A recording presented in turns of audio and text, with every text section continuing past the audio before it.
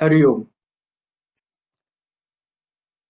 खुशाल सांगा सजा हवी ती कोत्या न्यायात, तुमच्याहूनही महान शक्ती आहे विश्वात.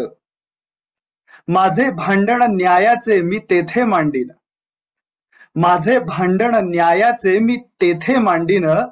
स्वराज्य आहे जन्मसिद्ध हे, ते मी मिळवीन. स्वातंत्र्याच्या तेजोमय सूक्तांचा उद्गाता, स्वातंत्र्याच्या तेजोमय सूक्तांचा उद्गाता, नररूपे अवतरलेला तो पुरुष सिंह होता. कविवर्य श्री सुधीर मोघे यांनी लोकमान्य टिळकांचं केलेलं हे यथार्थ वर्णन. खरोखरीच सिंहाप्रमाणे शौर्य आणि तेज टिळकांच्या ठायी होतं. पण ब्रिटिश सत्तारूपी धुंद अशा हत्तीला हा पराक्रम सहन होत नव्हता. पण या सिंहाचं वैशिष्ट्य असं होतं की जनसामान्यांशी मात्र याची मैत्री होती.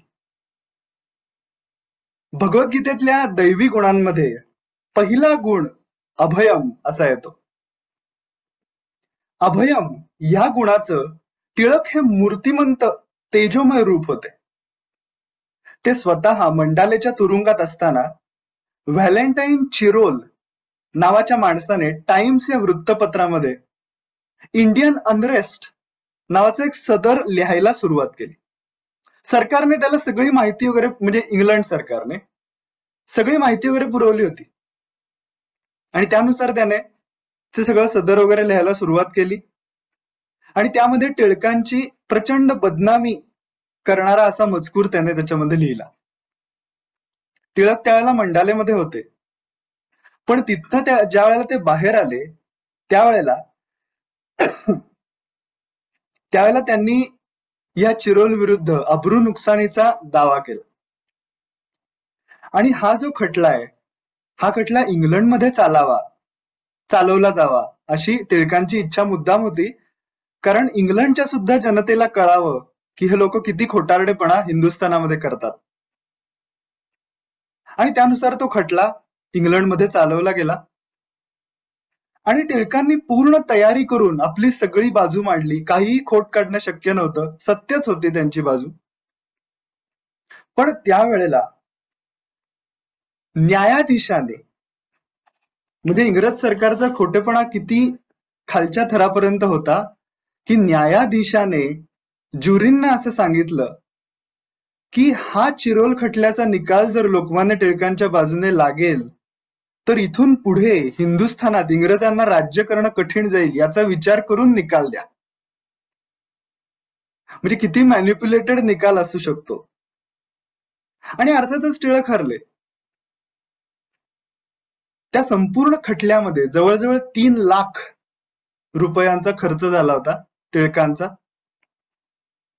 म्हणजे कल्पना करू शकतो आपण की नुकताच काळ्या पाण्याची शिक्षा भोगून आलेला हा महापुरुष, त्यानंतर इतके मानसिक आणि शारीरिक श्रम तिकडे जाऊन त्या सगळ्याचा अभ्यास करून सगळं भाषण करून चिरोल खटल्यामधलं हे मांडून 3 लाख रुपये खर्च करून आता हा खटला ते हरले होते.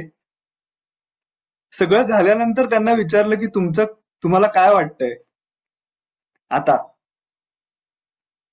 कारण जवळजवळ सगळं गेल्यासारखं, जे काही केलं ते सगळं हरल्यासारखं झालं. त्याच्यावर टिळक म्हणले, अरे आभाळ जरी कोसळून पडलं, कितीही संकट आली, आभाळ जरी कोसळून पडलं तरी त्यावर पाय ठेवून मी उभा राहीनच. अभयम हा गुण प्रत्यक्षामध्ये आपल्याला इथे बघायला मिळतो. मूर्त होय हो त्याच्या रूपातून कणखर निर्धार, मूर्त होय हो त्याच्या रूपातून कणखर निर्धार, अग्निकणासम नेत्र जिव्हेला खडगाची धार, तेजाचा लसलसता अंकुर काळ जात होता, नररूपे अवतरलेला तो पुरुष सिंह होता. ज्ञानाचं तेज कमावलेला हा महापुरुष होता. क्षमता तर त्यांच्या विलक्षण होत्याच, पण त्यांच्या क्षमा सुद्धा विलक्षण होत्या. असं म्हणण्याचं कारण असं की गीतेमध्ये सुद्धा दैवी गुणसंपत्तीमध्ये तेज या गुणानंतर क्षमा हा गुण आलेला आहे. कारण का जर का समाजामध्ये जाऊन कार्य करायचं असेल तेजस्वी व्यक्तीला, तर समाजामध्ये जनसामान्यांशी मैत्री करण्यासाठी, जनसामान्यांमध्ये राहून कार्य करण्यासाठी क्षमा हा गुण प्रतिष्ठित असणं आवश्यक आहे. आणि तेज आणि क्षमा या दोन्ही गुणांना सांधणारा एक विवेकाचा पूल असतो. तो विवेकाचा पूल टिळकांच्या ठायी प्रतिष्ठित होता. याच्याबद्दल एक खूप सुंदर प्रसंग आहे की अंताजी दामोदर काळे यांनी 1905 मध्ये पैसा फंड नावाची एक संकल्पना उभी केली होती. म्हणजे थोडक्यामध्ये आजच्या भाषेमध्ये क्राऊड फंडिंग. आणि त्या क्राऊड फंडिंगच्या माध्यमातून प्रत्येकाने 1-1 रुपया जरी दिला तरी केवढा मोठा निधी उभा राहील अशी त्यांनी ती संकल्पना मांडली. टिळकांना ती आवडली. पण टिळकांचं म्हणणं असं होतं की 30 कोटी जनता आज हिंदुस्थानाची आहे. 30 कोटी जनतेने रुपये दिला, 1-1 रुपया प्रत्येकाने दिला तर एवढे पैसे जमतील वगैरे, हे सगळं गणिती भाषेमध्ये बरोबर आहे. हे गणित शाळकरी पोरगा सुद्धा करेल. पण त्यासाठी महत्वाची गोष्ट ही आहे की लोकमत तयार करायला पाहिजे. लोकांनी तो 1-1 रुपया देण्यासाठी त्यांना तयार करायला पाहिजे. कारण वस्तुस्थिती बघितली तर आतापर्यंत 1000 रुपये सुद्धा जमलेले नाहीत, असं पुण्यातल्या सभेमध्ये बोलताना ते म्हणाले. ते ऐकून त्या अंताजींना राग आला आणि ते म्हणाले की लोकमत तयार करणं, लोकांची मनं तयार करणं हे केसरी वृत्तपत्राचं काम आहे. आणि टिळकांनी केसरी वृत्तपत्र हे काय मग फक्त पोट भरायला काढलंय का काय, असं म्हटल्यानंतर सगळेजण थक्क झाले. कारण का लोकमान्यांविषयी असे शब्द ऐकून घेणं कोणाला चालणाऱ्यातलं नव्हतं. त्याच्यानंतर मग अनेक लोकांनी लोकमान्यांना आता ते काहीतरी बोलतील या विषयावरती असं अपेक्षेनं बघितलं त्यांच्याकडे. लोकमान्य काहीही बोलले नाही. काहीही त्याच्यावरती प्रतिवाद केला नाही, काहीही केलं नाही. त्याच्यानंतर लोकांनी त्यांना विचारलं की तुम्ही काहीच का बोलला नाहीत, काहीतरी म्हणायला हवं होतं. तर त्याच्यावरती ते म्हणाले की आता जर का मी काही बोललो तर लोक माझ्या बाजूने येतीलच, पण पुढे जाऊन ह्यांना कुणी विचारणार नाही. जर आत्ता मी काही बोललो आणि लोक माझ्या बाजूने आली तर अंताजी काळेंचं जे राष्ट्रकार्य आहे त्याला खीळ बसेल. तसं होऊ नये म्हणून ते त्यावेळेला काही बोलले नाहीत. व्यक्तिगत मानापमानापेक्षा राष्ट्रकार्याला जास्त महत्व दिलं. क्षमा हा दैवी गुण इथे प्रतिष्ठित झाल्याचं आपल्या लक्षात येतं. कठोर कारागृही यातना शोषित असताना मग्न राहिला उकलीत गीतेतील रहस्यांना. उदंड कर्तृत्वाचा साक्षात मेरुमणी होता, नररूपे अवतरलेला तो पुरुष सिंह होता. मंडालेच्या तुरुंगातलं वातावरण जर आपण बघितलं, म्हणजे जिथं त्यांनी गीता रहस्य लिहिलं ते वातावरण जर बघितलं तर असं लक्षात येईल की तिथे राहून गीता रहस्यासारखा ग्रंथ लिहिणं हे किती कठीण गोष्ट होती. म्हणजे नंतर पुढे जाऊन नेताजी सुभाषचंद्र बोस ज्या वेळेला तिकडे जाऊन आले त्यावेळेला ते असं म्हणाले की मी तरुण असून सुद्धा माझ्या प्रकृतीवरती तिथल्या हवेचा, वाईट हवेचा इतका परिणाम झाला. तर टिळकांनी वयाच्या 51व्या वर्षामध्ये ते तिथे जाऊन राहिले. नुसतं राहिले नाही तर तुरुंगातल्या यातना भोगल्या, तिथे गीता रहस्यासारखा ग्रंथ लिहिला आणि त्यांना मधुमेहाचा त्रास होता टिळकांना. या सगळ्या गोष्टी बघितल्यानंतर त्या गोष्टीचं महत्व लक्षात येतं की काय झालं असेल. पण त्यांची बुद्धी पूर्णपणाने भगवद्गीतेमध्ये रमूनच गेली होती पूर्ण त्या काळामध्ये. आणि कुलकर्णी नावाचा एक आचारी कैदी त्यांच्या सोबत होता. त्याने त्यांच्या दिनचर्याचं जे वर्णन केलंय त्याच्यामध्ये तो असं म्हणाला आहे की दररोज सकाळी लवकर उठून टिळक 1.5 तास ध्यान करायचे. दररोज गायत्री मंत्राचा जप आणि सूर्याला अर्घ्य दिल्याशिवाय ते कधीही जेवले नाहीत. मला सुद्धा त्यांनी ते करायला शिकवलं होतं. अध्यात्मातही प्रत्येक गोष्ट समजून घेऊन करण्यावर त्यांचा भर होता. मी स्वतःच्या मुलालाच ते एकदा असं म्हणले होते की तुला संध्या नसेल करायची तर नको करूस, पण रोज थोडा वेळ ध्यान करत जा. कारण का? मन तत्वाशी जोडणं, स्वामी आपल्याला जे सांगतात, ती मर्मस्थानी असणारी गोष्ट आहे आणि ती महत्वाची गोष्ट आहे. ते टिळकांना कळून गेलं होतं. कुठलीही गोष्ट समजून घेऊन करा, हाच त्यांचा शिरस्ता होता. आणि समकालीन असणारे गोंदवलेकर महाराज, शेगावचे गजानन महाराज, स्वामी विवेकानंद या सगळ्या थोर पुरुषांशी टिळकांचे जिव्हाळ्याचे संबंध होते. अकोल्यातल्या अक्षय तृतीय निमित्तच्या एका टिळकांच्या व्याख्यानाला गजानन महाराज अध्यक्ष म्हणून उपस्थित होते. स्वतः जगा वेगळा होता तरी लोकांचा नेता, जगा वेगळा होता तरी हा जनतेचा नेता, लोकमान्य या शब्दालागी तो भूषण होता. तेल्या तांबोळ्यांचा नेता अशा नावाने ते प्रसिद्ध होते. हे खरोखरीच भूषण होते. समाजातल्या आर्थिक आणि औद्योगिक विकासाची सुद्धा त्यांना योग्य जाण होती आणि ही बाब फार कुठे आपल्याला ऐकायला मिळत नाही, त्यांची ही बाजू. मग त्यांनी कित्येक उद्योगधंद्यांना चालना दिलेली आहे. सोलापूरमध्ये महाडे नावाचे गृहस्थ होते आणि ते नारळाच्या करवंट्यांपासून गुंड्या तयार करायचे. गुंड्या म्हणजे काथ्या ज्या असतात त्या काथ्यांपासून सुतळीसारखं एक गोष्ट तयार होते, त्याला गुंड्या म्हणतात.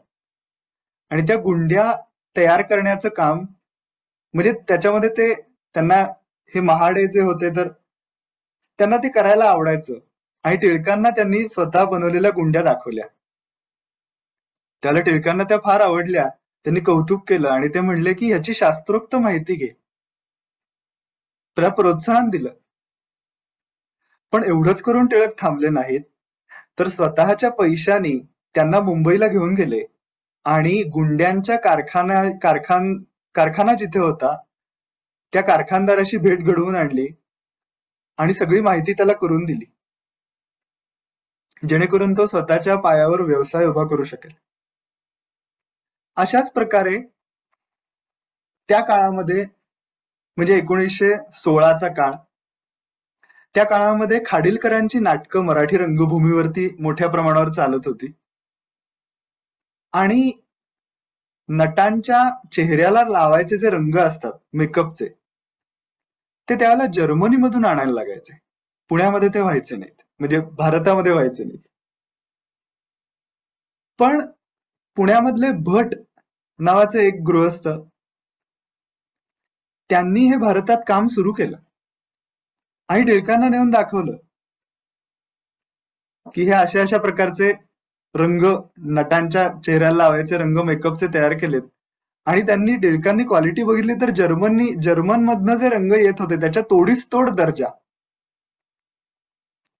तर त्याच्यावरती त्यांनी खूप कौतुकाने ते भट यांना असं म्हणाले की आता मी एक काम करतो, मी युरोपमधल्या डॉक्टर मॅन यांना पत्र लिहितो आणि त्यांना सांगतो की पुण्यामध्ये भट नावाच्या गृहस्थांनी हे अशा प्रकारचं काम सुरू केलंय, तर हे कार्याची माहिती वगैरे पाठवतो आणि त्यांच्याकडून आपण एक प्रमाणपत्र मिळवून घेऊ की हे कार्य भटांचं जर्मनीतल्या निर्माण होणाऱ्या नटांच्या चेहऱ्याला लावायच्या रंगाच्या एवढ्याच दर्जाचं आहे, जेणेकरून आता इथून पुढं भारतामध्ये नटांना जर चेहऱ्याला रंग कुठे मिळतील असा प्रश्न असेल तर जर्मनीत यायची गरज नाही, जर्मनीवर मागवायची गरज नाही, पुण्यामध्ये ते मिळेल.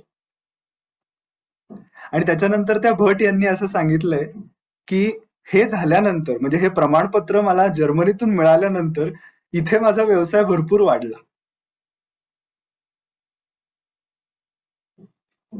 टिळकांनी पुण्यातल्या अनेक लोकांना अशा प्रकारच्या प्रेरणा दिल्या.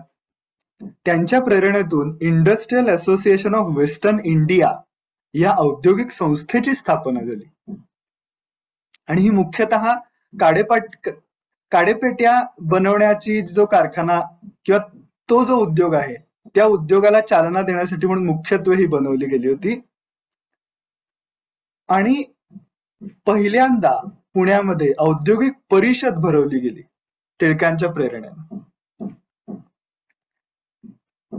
17 जुलै 1906 रोजी टिळकांनी एक अग्रलेख लिहिला आणि त्याच्यामध्ये महाराष्ट्रासाठी साखरेचं महत्व अशा मथळ्याचा तो अग्रलेख होता. आणि त्यामध्ये टिळकांनी पूर्ण मीमांसा मांडली की महाराष्ट्राची भौगोलिक परिस्थिती, महाराष्ट्राचं हवामान आणि औद्योगिकीकरणाच्या शक्यता यानुसार महाराष्ट्राचं स्थान साखरेच्या बाबतीमध्ये मॉरिशसशीच तुलना होऊ शकेल इतकी भरभराट महाराष्ट्राची साखरेमुळे होऊ शकते, हे टिळकांनी मांडलं. एक प्रकारे परतंत्र भारतातले ॲग्रो इकॉनॉमिस्ट टिळकांना म्हणता येईल. कारण का 1880 सालापासूनच त्यांनी शेती या विषयावर लिहायला सुरुवात केली होती.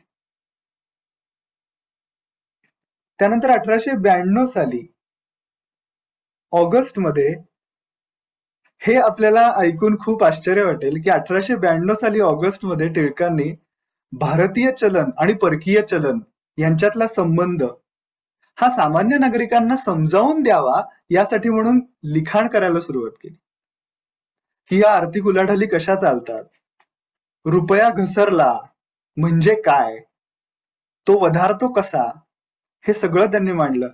आणि इंग्रजी पाऊंड याची किंमत बाजारात वाढते आहे, भारतीय रुपया घसरतो आहे, याबद्दल इंग्रज सरकार प्रति नाराजी व्यक्त केली. आणि यासाठी म्हणून काय काय करायला पाहिजे, काय काय पावलं उचलायला पाहिजेत, हेही त्यांनी त्याच्यामध्ये सांगून टाकलं.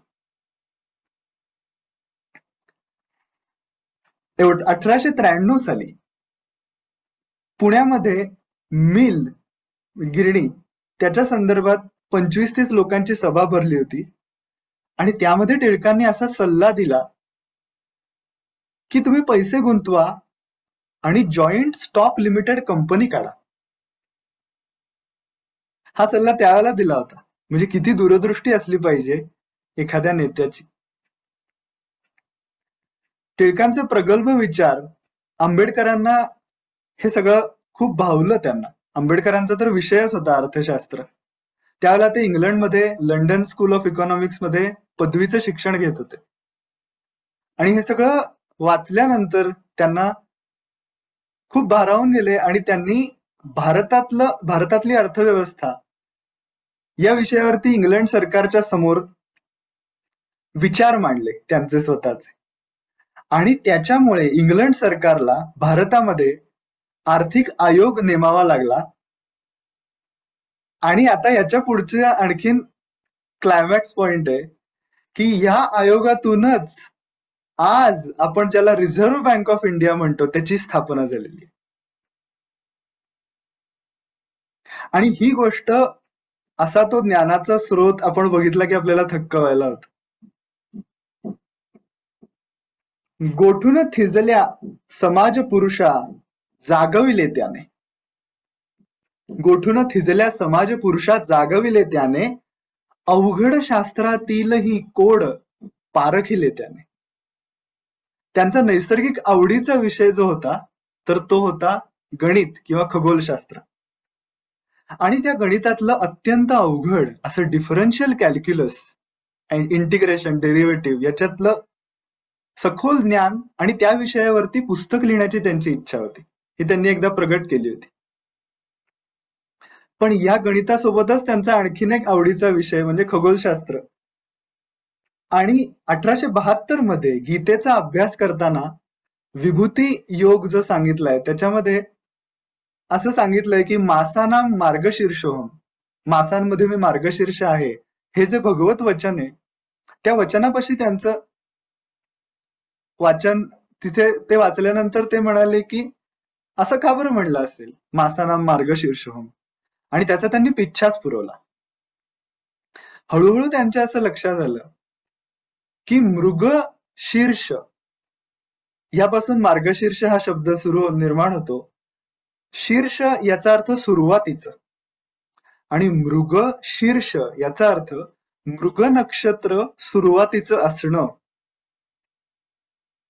आता सध्या आपण बघितलं तर वर्षाच्या सुरुवातीला मृग नक्षत्र येत नाही, पण मृग नक्षत्र वर्षाच्या सुरुवातीला येतं असा काळ कधीतरी इतिहासात असला पाहिजे ह्याचा त्यांनी शोध घ्यायला सुरुवात केली. त्याच्याशिवाय मृगशीर्ष मार्गशीर्ष हा शब्दच येणार नाही.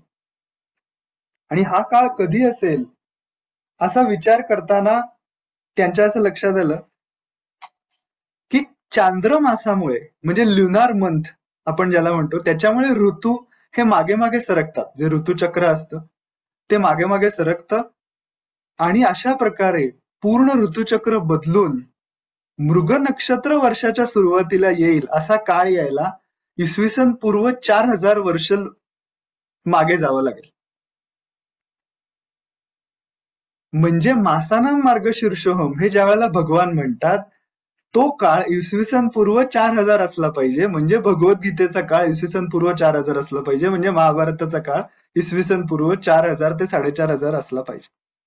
हे त्यांनी त्यावेळेला प्रूव्ह केलं. आणि हे सगळं थेरॉटिकल डिडक्शन त्यांनी त्यांच्या ओरायन या ग्रंथामध्ये मांडलं.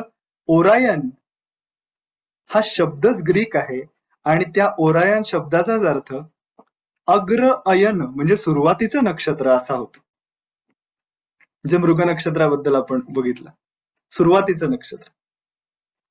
आणि मग त्याच्यानंतर आणखीन त्यांनी त्याचा वेध घ्यायला सुरुवात केली. त्यावेळेला त्यांच्या असं लक्षात आलं की वेद जे लिहिले गेले आहेत ते याही पूर्वीच्या काळात कितीतरी हजार वर्ष मागे गेल्यानंतर आपल्याला वेद कधी लिहिले गेले याचा काळ काढता येईल.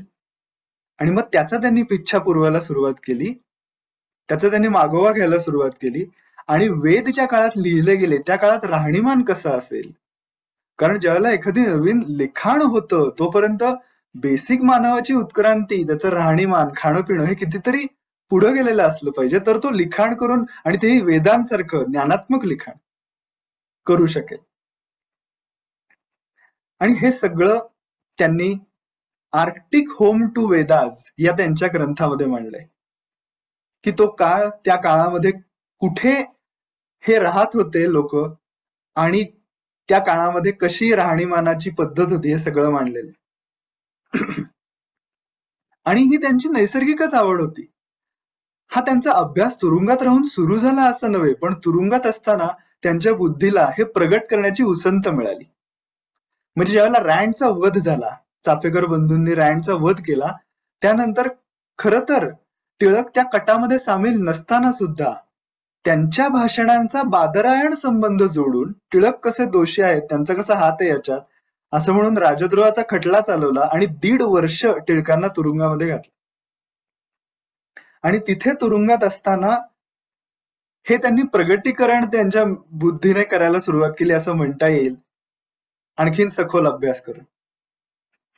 इतके जरी बुद्धिमान ते होते तरी देखील लोकांची काळजी घेणं, लोकांप्रती जिव्हाळा असणं आपल्या, हे सहज त्यांचा स्वभाव होता. म्हणजे त्यांच्या सहकारी कैद्यांची सुद्धा ते मनापासून काळजी घेत होते. जसं आधी आपण बघितलं की त्यांचे आचारी कैदी जे होते कुलकर्णी म्हणून, तर त्यांच्या बरोबर राहत असताना त्यांना जो शिधा मिळायचा त्या कुलकर्ण्यांना तर तो कमी दर्जाचा असायचा, म्हणजे निकृष्ट प्रतीचा असायचा, जो खाल्ल्यानंतर माणूस आजारी पडेल अशा प्रकारचं ते अन्न असायचं. ते अन्न टिळक पाखरांना घालायचे आणि स्वतःला जो शिधा मिळायचा त्यांना तुरुंगात जे अन्न मिळायचं ते चांगल्या प्रतीचं असायचं, चांगल्या दर्जाचं असायचं. ते स्वतःला मिळालेलं अन्न अर्ध त्याला द्यायचे आणि उरलेलं अर्धामध्ये ते स्वतः अर्धपोटी राहायचे आणि उरलेलंच अर्ध अन्न खायचे. बरं, आणि तो शिधा म्हणजे नुसता शिधा मिळायचा, त्याचा स्वयंपाक करावा लागायचा. तर त्या कुलकर्णी यांनी असं सांगितलंय की बऱ्याचदा मी जर आजारी असेल तर टिळक माझ्यासाठी स्वयंपाक करायचे. म्हणजे खरं तर मी आचारी होतो, मी त्यांच्यासाठी स्वयंपाक करणं अपेक्षित होतं, पण मी आजारी असेल तर ते माझ्यासाठी स्वयंपाक करायचे आणि स्वतः उपाशी राहायचे आणि सगळं अन्न मला द्यायचे. हे बोलताना गहीवरून आले ते. आणि त्याच्यानंतर ते असं म्हणले की 5 वर्षाची माझी शिक्षा होती, त्या कुलकर्ण्यांची शिक्षा 5 वर्षाची होती. टिळकांनी अर्ज करून ती कमी करून घेतली आणि मला 3 वर्षामध्ये मी मुक्त होईन अशी व्यवस्था केली. टिळकांनी इतका लळा लावला होता की मंडालेच्या तुरुंगामधून माझा पायच निघत नव्हता. टिळकांना सोडून मला जावंसं वाटत नव्हतं असं ते म्हणत होते. ज्ञानेश्वर महाराजांच्या ओवीची आठवण येते. अवघे जगची सनोळख, जगाशी जुनाट सोयरीख, आप पर हे भाख जाणणे नाही. हा मी म्हणजे मी आणि समोरचा माणूस यांच्यामध्ये ज्ञानात्मक दृष्ट्या काही वेगळे पण नाहीच आहे. हे जसं ज्ञानी भक्त जाणतो, टिळकांची अवस्था तशीच होती हे आपल्याला या उदाहरणातून दिसून येतं. असेच जवळीकीने ते सगळ्यांशी वागायचे म्हणून बिहारमध्ये लोक त्यांना भगवान टिळक असं म्हणतात. जगा वेगळा होता तरी हा जनतेचा नेता. जगा वेगळा होता तरी हा जनतेचा नेता. लोकमान्य या शब्दालागी तो भूषण होता. विराट देशही होय पोरका तो गेला तेव्हा. विराट देशही होय पोरका तो गेला तेव्हा. आभाळालाही फुटला पाझर तो गेला तेव्हा. सहस्त्र नयनी जणू नियंता शोकाकुल होता. सहस्त्र नयनी जणू नियंता शोकाकुल होता. नररूपे अवतरलेला तो पुरुष सिंह होता. हरिओम.